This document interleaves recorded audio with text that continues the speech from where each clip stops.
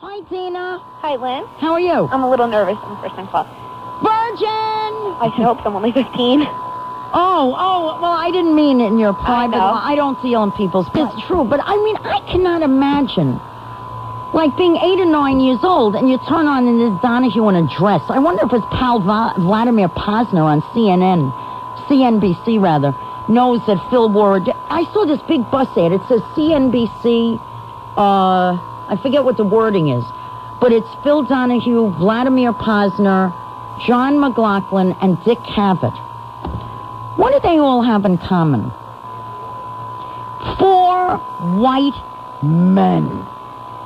Boring. Maybe that's why nobody watches CNBC. Well, here's Chris with a topic. All right, does this mean I'm boring?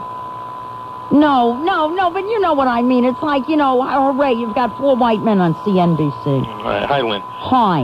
So what about Sun Young Moon? He's not a white man. I might be jumping around a little bit. I heard you on the overnight, the tape, and... when I did your show. Yeah, I think it was Saturday night or Friday night. Anyway, you mentioned you rather eat Entenmann's than Twinkies.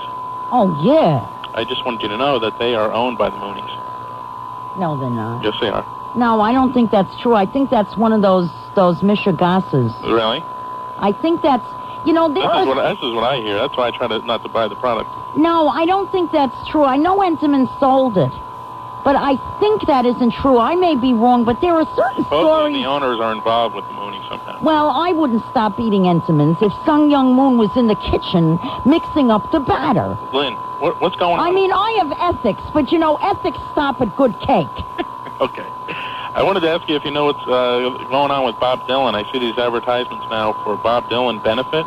Is there something wrong with it? Wait a minute. No, it's not a benefit. It's a ripoff. It's the Bob Dylan ripoff. That's how pay-per-view is promoting it. They're saying it's a benefit? This is Bob Dylan benefit, yeah. Well, as far as I know, somebody got the brilliant idea that on the 16th of October, which is the 30-year anniversary of when Dylan's first album came out, right, they should have a huge show at Madison Square Garden. Right. So they set up the show. It's going to be Tom Petty and the Heartbreakers and Clapton and, I don't know, like a whole bunch of superstars and Bob Dylan. Yeah. Now, the tickets, I heard at first the top ticket was $100. $150. Then I heard $150. And the objection many people have is this is not a benefit for anything. It's just what? It's just it's a show, and I guess all these people are going to get the money. Yeah. And who would pay $150? Why? Eric Clapton needs money. Yeah, Dylan needs money. Tom Petty needs money. Certainly doesn't sound worth it. That's what I'm saying. I didn't think Bob Dylan was hurting for cash. Maybe, Dave, do you know anything about them advertising on pay-per-view that it's a benefit? No. I would have nothing to do with it. I mean, Dylan is a person who everybody thinks should fulfill all our expectations, his whole life, which is not fair to him. Yeah. No, I mean, the guy has to be whatever, kind of a jerk he is, be Dylan. But, I mean, to do this kind of show, these people don't need money. They could afford to take one night and do a show and give the money, to Somalia would be nice. Right. Or to Serbia would be nice. Like they did with Bangladesh back in 70. Exactly. But I don't know why anybody would pay per view or, pay anything. Oh, Bob Abrams is on the line. Yeah? Yeah, so I'm going to say goodbye to you because he's running for office. All right. Bye. Hi. I want Dave to push the button. Hi, Bob. Lynn, how are you? Fine, how are you? Good. Hi, Bob. WABC, I say hello to Chris checking in on the line from New Brunswick, New Jersey. Yes, hello, Chris. Yes, Bob, hi. Calling, regarding the previous commentary on the newsbreaker, I couldn't agree with you 100%. And I'm calling from New Brunswick, New Jersey, rapidly becoming known as Little San Juan. Unfortunately, not yet declared, I believe, wall-to-wall Bob Grant country.